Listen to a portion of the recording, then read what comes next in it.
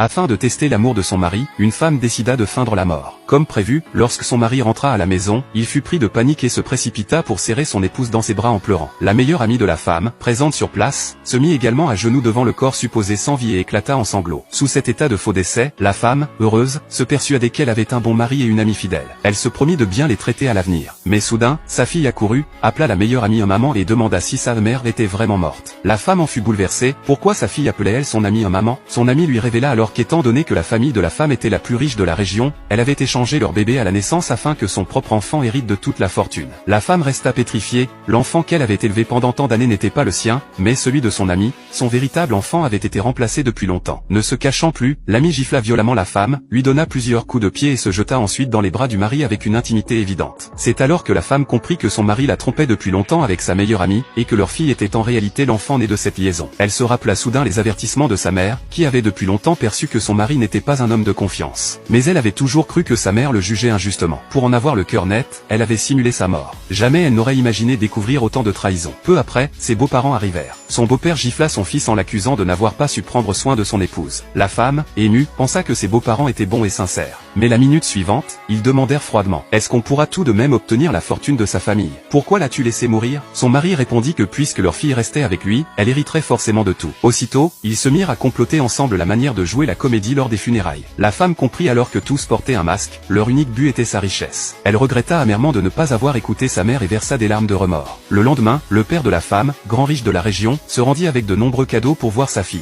Mais son téléphone restait injoignable. Intrigué, il découvrit un avis de décès affiché à la porte. Sa fille avait été emmenée au funérarium. Son mari, feignant la douleur, jouait son rôle à la perfection. La femme, écœurée, aurait voulu se lever et révéler le vrai visage de sa famille, mais son corps encore faible l'en empêchait. Elle dut patienter en silence. Pendant ce temps, son amie versa de fausses larmes, promettant hypocritement de s'occuper de l'enfant. Puis, avec arrogance, elle déclara: ton fils, je l'ai déjà fait disparaître depuis longtemps. La femme comprit alors avec horreur que son véritable enfant était un garçon. Folle d'émotion, elle saisit sa soi-disant amie par les cheveux. Toute l'assemblée en resta stupéfaite.